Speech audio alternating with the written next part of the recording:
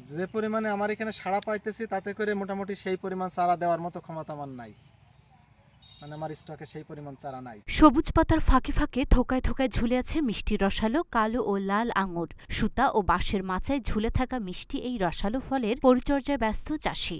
বিদেশি ফল আঙুর দেশে চাষ করলে টক হয়, এমন ধারণাকে বদলে দিতে কয়েক বছর ধরে বিভিন্ন দেশ থেকে 8টি জাতের আঙুরের চারা সংগ্রহ করে আবাদ শুরু করেন তিনি। অবশেষে 5 জাতের আঙুরের বাণিজ্যিক চাষে সফলতা পেয়েছেন। এখানে কাজ করে যাচ্ছে 7-8 বছর ধরে।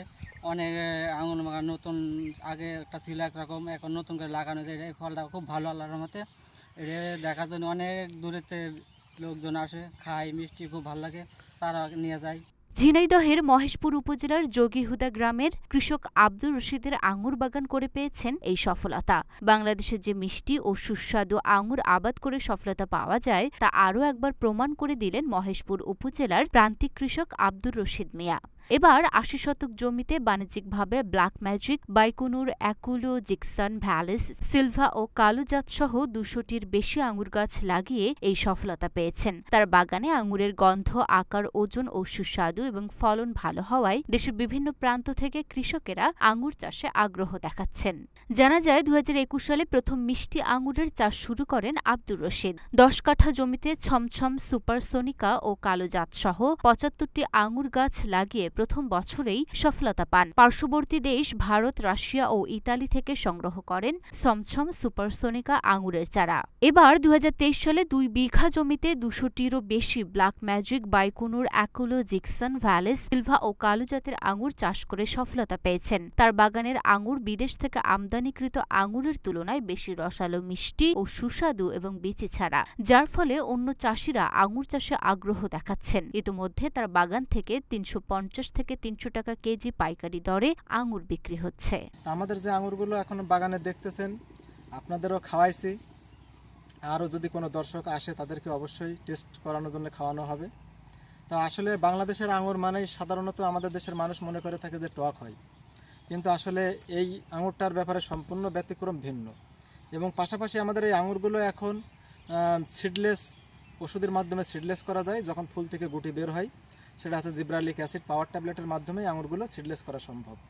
তাই এখন এই আঙুরগুলো খাওয়ার পরে এখন বেশিরভাগ আমাদের যে উদ্যোক্তারা আসছে তারা মনে করছে যে বাইরের থেকে যে আঙুরগুলো আসে তাদের চাইতে আমাদের এই আঙুরের মান আশা করি অনেক ভালো এখন বর্তমান। আর এই ভালো হওয়ার কারণে আমার মনে হয় আমরা প্রতি বছর বাইরের রাষ্ট্র থেকে যে লক্ষ লক্ষ টন আঙুর আমরা আমদানি করে থাকি, যদি আমার মতো অনেক উদ্যোক্তা যারা আগিয়ে আসছেন এইভাবে যদি আরও অনেক উদ্যোক্তা আগিয়ে আসতে পারে, তাহলে আমার মনে হয় এই লক্ষ লক্ষ টন আঙুর আর বাইরে থেকে আমদানি করা লাগবে না। পাশাপাশি আমাদের দেশের চাহিদা মিটিয়ে আমরা আরও বাইরে রপ্তানি করতে পারবো। পাশাপাশি একদিকে যেমন আমাদের দেশ উন্নত হবে, সামনের দিকে এগিয়ে যাবে, অপরদিকে আমরাও সফলতা হব এবং আমাদের আর্থিক অবস্থা উন্নয়নের দিকে যাবে। সেই পাশাপাশি আমাদের অনেক সাশ্রয় হবে। সব কিছু মিলাইয়ে মোটামুটি আলহামদুলিল্লাহ, যারা আমার বাগানে আসতে চান তারা অবশ্যই আসবেন, আর যদি কেউ দেখতে চান তা দেখার জন্য আসবেন, সমস্যা না। আসলে আমাদের আঙুর অনেক ভালো। এখন সরে জমিনে যোগীহুদা গ্রামের মাঠে গিয়ে দেখা যায় বিশাল এরিয়া নিয়ে কাঁটাতারের বেড়া দিয়ে ঘেরা। তার মাঝে কোথাও কমলা, বাদাম, কুল, সজিনা ও আঙুর বাগান গড়ে তুলেছেন আব্দুর রশিদ মিয়া। এসবের মধ্যে ৮০ শতক জমিতে গড়ে তুলেছেন বিদেশি জাতের লাল ও কালো জাতের আঙুর বাগান। বিশাল সুতার জাল দিয়ে ঘিরে রেখেছেন আঙুর বাগানটি, যেন বাইরে থেকে কোনো পাখি বা বাদুর আঙুর খেতে না পারে। জাল সরিয়ে বাগানে ঢুকতেই দেখা মেলে থোকায় থোকায় ঝুলে আছে রসালো আঙুর। তার বাগানে দেখা মিলেছে কালো ও লাল আঙুরের। বাগানের সমস্ত কাজ খুঁটে খুঁটে দেখছেন আব্দুর রশিদ নিজে। অন্যদিকে বাগান পরিচর্যার কাজে ব্যস্ত সময় পার করছেন বাগান শ্রমিকরা। এই আঙুর বাগানটি এক নজর দেখতে প্রতিদিন জেলাসহ দেশের বিভিন্ন প্রান্ত থেকে ছুটে আসছে চাষি ও দর্শনার্থীরা।